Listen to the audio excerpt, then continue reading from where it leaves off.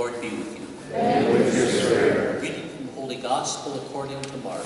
Glory to you, Lord. Then they came to Capernaum, and on the Sabbath Jesus entered the synagogue and taught. The people were astonished at his teaching, for he taught them as one having authority, and not as the scribes. In their synagogue there was a man with an unclean spirit, and cried out, "What have you to do with us, Jesus of Nazareth? Have you come to destroy us? I know who you are, the Holy One of God." Jesus rebuked him and said, "Quiet, come out of him." The unclean spirit convulsed him, with a loud cry came out of him. All were amazed and asked one another, "What is this? A new teaching with authority. He commands even the unclean spirits, and they obey him." His fame spread everywhere throughout the whole region of Galilee. The Gospel of the Lord. He taught them with authority. Jesus was the prophet that spoke with authority. You could tell he was the voice of God. Moses spoke with authority. St. Paul speaks with authority. What about me? Do you believe me? Do I speak with authority? Who do you believe? Dick Goddard? 13 inches or 4 inches? He makes mistakes too, like me. Well, it's been said that you should never believe a man who is drunk or in love or running for office. Hopefully I'm none of the above. But I'm a priest, and I'm supposed to bring the Word of God to you.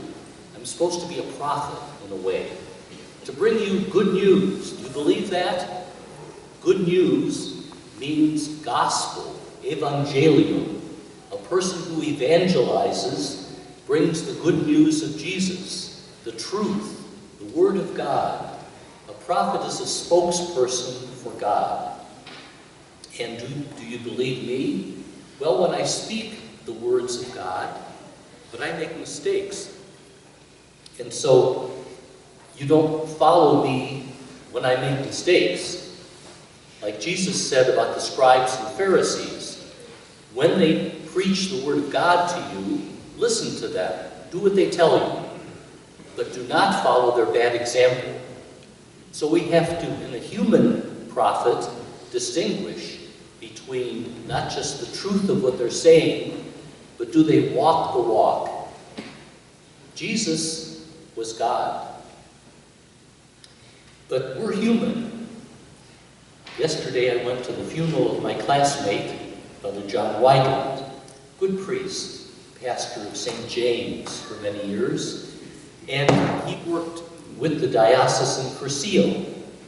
A lot of you have probably made Cursillo, where God speaks to you in a very powerful way. And he loved to give missions. He wrote 2 books, and he told a lot of stories. And one of my favorite stories of Father John Weigand is about the little girl that finally got her own room. And it was a dark and stormy night, and little Elizabeth said, "Mommy, Mommy." So Mom came to her room. She says, "I'm thirsty." And so her mother got her a glass of water. Well, more lightning and thunder. "Mommy, Mommy." Well, Mom came back with another glass of water. Said, "I don't think you're thirsty, I think you're afraid." She says, "Yes." She said, "Well, God is always with you. God is present right here. You don't have to be afraid." And she says, "Well, I know that, Mommy, but I need a God with skin. I need you to be the warmth and presence and protection of God in my life." And so Jesus is the prophet that was the skin of God. Incarnation. God became one of us with skin that we could touch and know his presence. But he's not with us now visibly. We know he's with us, but we need a God with skin. And so, who are the prophets? And the other prophets are sometimes sinful people. I'm thinking of a person we just celebrated, Martin Luther King Day. Martin Luther King was a real prophet of racial justice. But he wasn't perfect. It's said that when he was 13 years old, his father was a very strong Christian, but little Martin didn't believe in the resurrection of Jesus. Well, he changed, and he became a Baptist pastor, and he believed very much in the resurrection and the hope that Jesus brings and the nonviolent way that Jesus tried to act.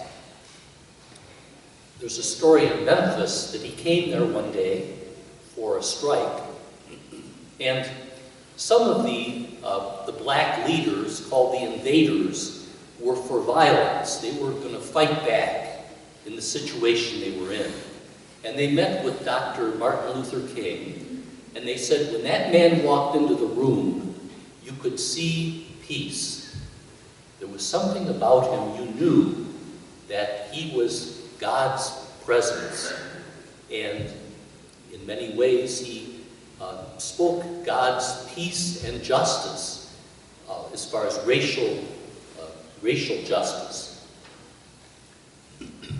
Another example, this weekend is the collection for Latin America, and we have our mission in El Salvador for over 50 years. And my other classmate, Father Paul Schindler, still down there, worked with the bishop named Oscar Romero. And I'm sure you've heard of him. Originally, he was a very shy man, a good man, worked with Curcio in El Salvador, good parish priest, good bishop. But what changed him was the death of his Jesuit friend, who was murdered by the government. And from that point on, he was God's prophet. He was not afraid.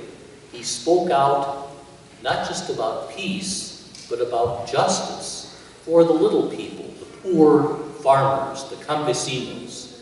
And thousands of people would listen to him in the cathedral and by radio at that time. And he spoke, he was the voice of God to those people. Who's the voice of God for us? Well, Pope Francis, I think, is a great prophet to me. The voice of hope, the voice of joy, the voice of taking care of the poor. And Pope Francis gives us another message, that it's not just the Pope that tells us what we should know and believe. Now, certainly the Pope is the leader of the Church, but he has invited us to be much more part of the discussion. For example, he's not going to change the Church teaching on marriage, but he's asked us to be much more compassionate to the divorced among us. And in the Synod on the Family, he doesn't want just the bishops to talk to themselves in the Synod. He wants to hear from the people of God, from married couples, to try to see how the Church can minister better to families wherever they are and whatever condition they're in. The secret is that all of us are prophets. It's a little scary, isn't it? Each of us is an evangelizer. We bring the good news of Jesus. We are the voice of God in little ways. You, by the kindness you show to others, by coming to church on a snowy day, by the things you do for the poor, you are the face of God, you're the voice of God. A lot of people have come into RCIA, have become Catholic, because they've seen you. You are the skin of God, the voice of God. But you and I make mistakes. And so we have to try to really distinguish what is God calling us to. There's a church that had a sign out front with a comma. What did that mean, people asked? A comma. Well, it refers to something that Gracie Allen said. Remember George Burns? Gracie Allen, you're old enough. Most of you. She said, never put a period where God has put a comma. Never put a period where God has put a comma. Some people think they have the whole truth. This is the story, period. I've got the truth. Even some bishops and priests, I've got the whole truth, just listen. No, there's, on the one hand, this is true, but on the other hand, this is true. For example, St. Paul today says on the one hand, celibacy is a good thing not to get married because they thought Jesus was coming back tomorrow or soon. And the celibate person can give themselves more totally to Jesus. But on the other hand, St. Paul says wonderful things about marriage and about the love of spouses, the sacrament of marriage. And so in our lives, the secret is balance. On the one hand, we're privileged to have the teaching of the church. We're privileged to have the Pope and the bishops, who are the voice of Jesus for us, to help guide us into what is the true doctrine of the church. What are the essentials? On the other hand, there's a lot of things that we need to be part of. Our Holy Father has invited the church to be part of the discussion of the Synod on the Family, because there's more to the story. There's a lot that we need to learn. And the Jesuits are good at saying, God gave you a brain, use it. What was the message in the old days for laity? You had three things you were supposed to do: pray, pay, and obey. Well, that's not the message of Pope Francis.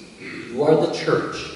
You need to be part of the discussion and the faith. Your faith is important. You too are a prophet. You need to speak the truth of God. You are the church, and that's the truth.